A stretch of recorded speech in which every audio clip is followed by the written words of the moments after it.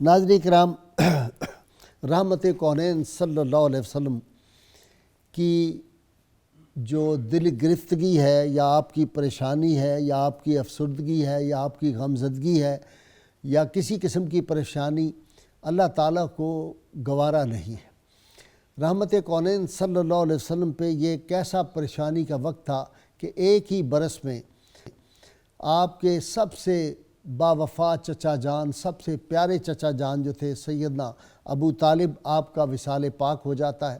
حضور صلی اللہ علیہ وسلم کے دل پہ اپنے اس چچا کا بڑا غم تھا۔ پھر دوسری طرف آپ کی باوفا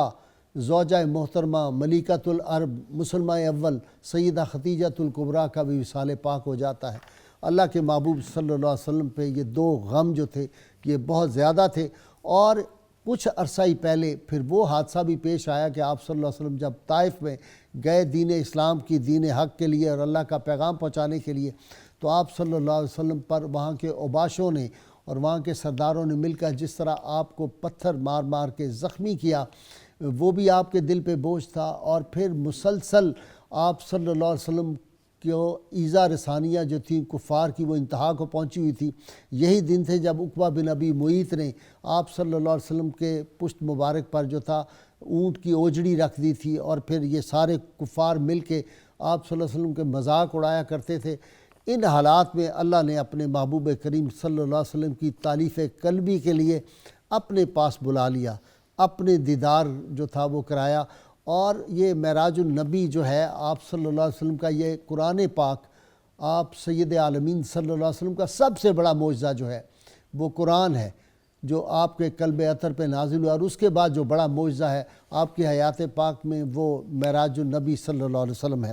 میں ایک بات عرض کر دوں کہ آج جو شب آنے والی ہے یہ وہ مبارک رات ہوگی۔ آج 26 ہے دن کو رجب المرجب، شام 27 شروع ہوگی۔ میں اس کے بارے میں بھی بتاؤں گا کہ اس کی فضیلت کیا ہے اور اس دن صلاح الدین ایوبی رحمۃ اللہ علیہ کا کیا عمل تھا، اور آج ہمیں کیا دعا کرنی چاہیے کہ اللہ تعالیٰ پھر کوئی امت مسلمہ کو صلاح الدین ایوبی عطا کر دے، جس نے جا کے بیت المقدس جو تھا جہاں اللہ کے محبوب صلی اللہ علیہ وسلم سجدہ ریز ہوئے، اور جہاں آپ نے 1,24,000 انبیاء کرام کی جو تھی وہ امامت فرمائی، اور صلاح الدین ایوبی نے غیروں کے قبضے سے اس کو جا کے آج کا دن تھا 26 جب اس کو چھڑایا تھا، اور پھر شام کو صلاح الدین ایوبی جو تھا وہ کس طرح داخل ہوا یہ میں بعد میں پروگرام میں آپ کو بتاتا ہوں۔ لیکن اس وقت میں یہ عرض کر دوں کہ یہ جو معراج مبارک ہے نبی کریم صلی اللہ علیہ وسلم کی،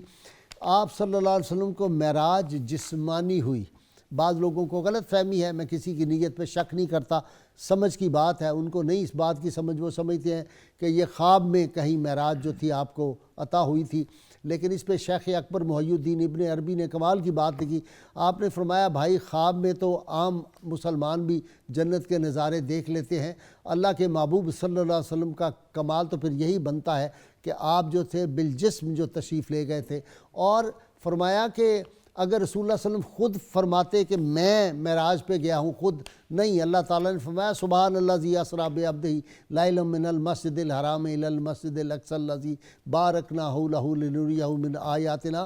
یہ اللہ تعالیٰ نے خود فرمایا، میں لے کے گیا۔ اور ایک بات سمجھ لیں، جو کلمہ گو ہیں ان کو یہ سمجھنا چاہیے، ان اللہ علی کل شیء قدیر کا مطلب کیا ہے؟ وہ جو چاہے، جب چاہے، جس طرح چاہے، وہ ساری کائناتیں جس نے پیدا کی ہیں۔ آپ یقین کریں کل رات میں یہ کتاب میرے پاس ایک بڑی ضخیم زبردست کتاب ہے، اسلام اور جدید سائنس کی روشنی میں معراج النبی واقعہ معراج، یہ الشیخ الدکتور اسماعیل المزنی الحنبلی کی یہ کتاب ہے، عرب کے شیخ ہیں، اور مفتی محمد وسیم القادری نے اس کا ترجمہ کیا، مشتاق بک کار نے شائع کیا۔ دیگر کتابوں کے ساتھ میں کل رات کو یہ پڑھ رہا تھا، اور جو اس میں سائنس کے اعتبار سے کائنات کی وسعتوں کو انہوں نے ڈسکس کیا ہے، آدمی حیرت میں مبتلا ہو جاتا ہے کہ کائناتیں اتنی اور ان کی وسعت اتنی ہے۔ ہم تو چارے سورج اور چاند سے متاثر ہو جاتے ہیں، اور وہاں تو اتنے ایسے سیارے ہیں جہاں کروڑوں سورج جو ہے اس کے مقابلے میں بالکل چھوٹے نظر آتے ہیں۔ جس طرح ہماری دنیا چھوٹی سی نظر آتی ہے سورج کے سامنے، اسی طرح یہ سورج جو ہے ان سیاروں، ان ستاروں کے سامنے اس کی کوئی حیثیت ہی نہیں ہے، وہ اتنے بڑے بڑے ہیں، کائنات کی اتنی وسعت ہے۔ خیر، تو میں یہ عرض کروں کہ آپ صلی اللہ علیہ وسلم کو اللہ تعالیٰ لے گیا، اللہ نے پھر اپنے جنت کے نظارے اپنے محبوب صلی اللہ علیہ وسلم کو دکھائے، آپ کے محلات دکھائے، آپ کے غلاموں کے محلات دکھائے، اور دوزخ کا بھی مشاہدہ کرایا، اور سب باتیں جو تھیں وہ دکھائیں کہ کس کس کو جو کوئی گناہ کرتے ہیں ان کی سزائیں کیسی ہوں گی۔ میں یہ عرض کر دوں کہ جتنی آسمانی کتابیں اس سے پہلے آئی ہیں اور جتنی سیمیٹک اور نان سیمیٹک ریلیجن ہے، تورات میں اشارے ملتے ہیں ہمیں معراج مصطفیٰ صلی اللہ علیہ وسلم کے، زبور میں ملتے ہیں، تورات، زبور، انجیل میں ملتے ہیں۔ پھر کال کی اوتار جو ہے، جو الہ آباد یونیورسٹی کے پنڈت وید پرکاش نارائن نے لکھی ہے حال ہی میں پچھلے سالوں میں، اس میں باقاعدہ پوری ڈیٹیل ہے حضور صلی اللہ علیہ وسلم کی معراج کے بارے میں، اور ہر چیز دی ہوئی ہے تفصیل کے ساتھ، آپ کی سواریوں کا ذکر ہے۔ اسی طرح اپنشد جو ہے اس میں بھی آپ صلی اللہ علیہ وسلم کے معراج کا ذکر ہے۔ اسی طرح ہم دیکھتے ہیں قرآن جو ہیں ہندوؤں کے پرانے، ان میں بھی ہمیں ملتا ہے۔ زرتشت کی اوستا دیکھیں، اس میں بھی معراج مبارک کا ذکر ملتا ہے۔ یعنی ہر جو کتاب ہے دینی، کوئی مذہبی کتاب جو ہے، اس میں معراج مبارک کے اشارے ہمیں ملتے ہیں۔ پھر سب سے بڑی بات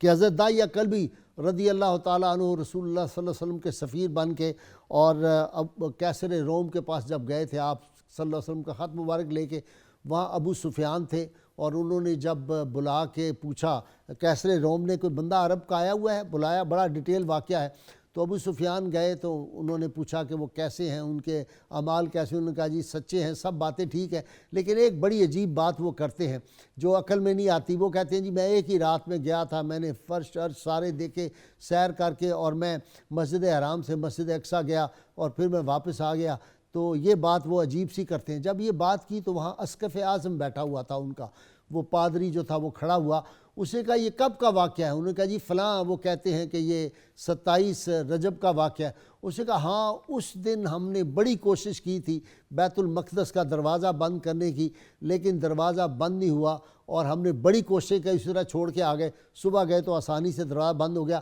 لگتا ہے کہ اس رات وہاں بہت زیادہ لوگوں کا کوئی اجتماع ہوا تھا۔ آج کے دور میں وہ اسقف اعظم تو مان گیا، لیکن آج کے کچھ ایسے بد نصیب لوگ ہیں یا نا سمجھ جو اس پہ بھی انگلی اٹھاتے ہیں، اس پہ بڑی بحث کرتے ہیں، یہ کیسے ممکن ہوا؟ 1,24,000 انبیاء کرام کیسے آ گئے وہاں، کیسے یہ ممکن ہو گیا؟ ان کو یہ سمجھ نہیں آتی کہ ان اللہ علی کل شیء قدیر۔ رب تعالیٰ چاہے، عقل اگر آدمی استعمال کر لے، ایک چھوٹی سی چپ ہوتی ہے اتنی سی، اس کے اندر دنیا بھر کی لائبریریاں جو ہیں وہ موجود ہوتی ہیں، ساری دنیا بھر کی کتابیں اس میں موجود ہوتی ہیں، سارے ریکارڈ دنیا بھر کے جو اس میں آ جاتے ہیں۔ خیر، یہ اس وقت میں اس پہ بہت ڈیٹیل بات نہیں کر سکتا، بس وہ دل چاہتا ہے کہ احسان دانش کا وہ شعر پڑھوں کہ زمانہ ہو گیا گزرا تھا کوئی، بزم انجم سے غبار راہ روشن ہے بشکل کہکشاں اب بھی۔ سید عالمین صلی اللہ علیہ وسلم کا یہ جو معجزہ تھا،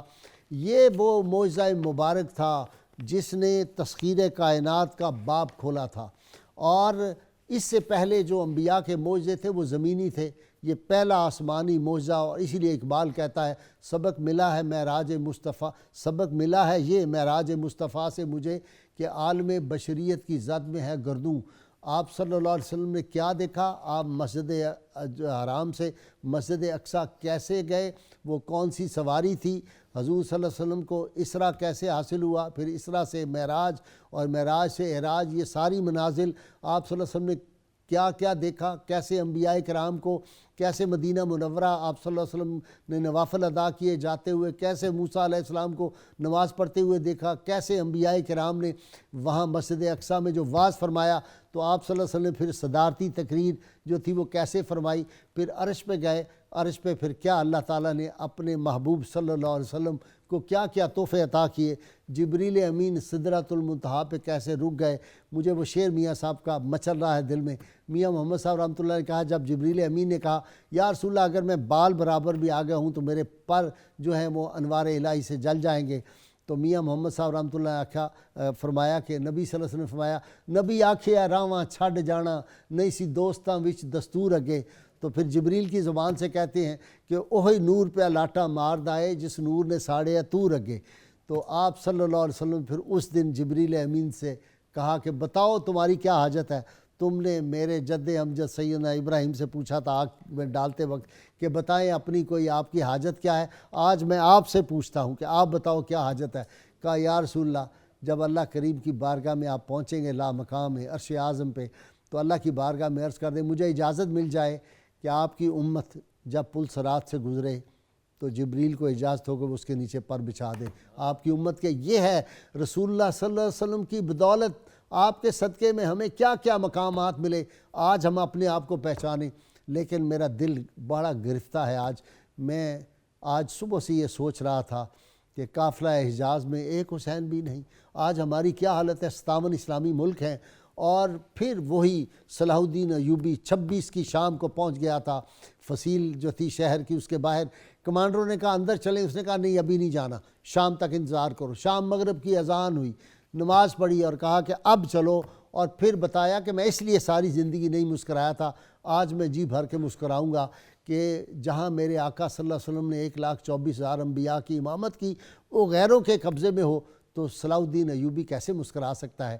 میں آج جاؤں گا، میں نے عہد کیا ہوا تھا کہ میں اسی رات کو جا کے وہاں پہ اللہ کے حضور سر بسجود ہوں گا، اللہ کے شکرانے کے نوافل پڑھوں گا کہ میں نے وہ جو جگہ مقدس تھی وہ واپس لے لیا ہے۔ آج کوئی اللہ تعالی ہمیں صلاح الدین ایوبی دے دے جو پھر بیت المقدس کو دوبارہ حاصل کر لے، آج کوئی ہمیں دے جو فلسطین واپس لے لے، آج کوئی اللہ صلاح الدین ایوبی بھیجے جو مسلمانوں پہ ہندوستان میں ظلم ہو رہا ہے وہ ان ظالموں کے ہاتھ کو روکے، کوئی کشمیر میں جو ظلم ہو رہا ہے مسلمانوں پہ ان ظالموں کے ہاتھ کو کوئی کاٹ سکتے، برما میں جو کچھ مسلمانوں کے ساتھ ہو رہا ہے۔ تو آج ہمیں آج کی شب میں گزارش کروں گا اپنے تمام ناظرین سے، سامعین سے، اپنی بہنوں بیٹیوں بھائیوں سے کہ آج کی رات دعا کرنا کہ اللہ تعالیٰ مسلمانوں کو پھر وہی عروج رسول اللہ صلی اللہ علیہ وسلم کی معراج مبارک کے صدقے عطا کر دے۔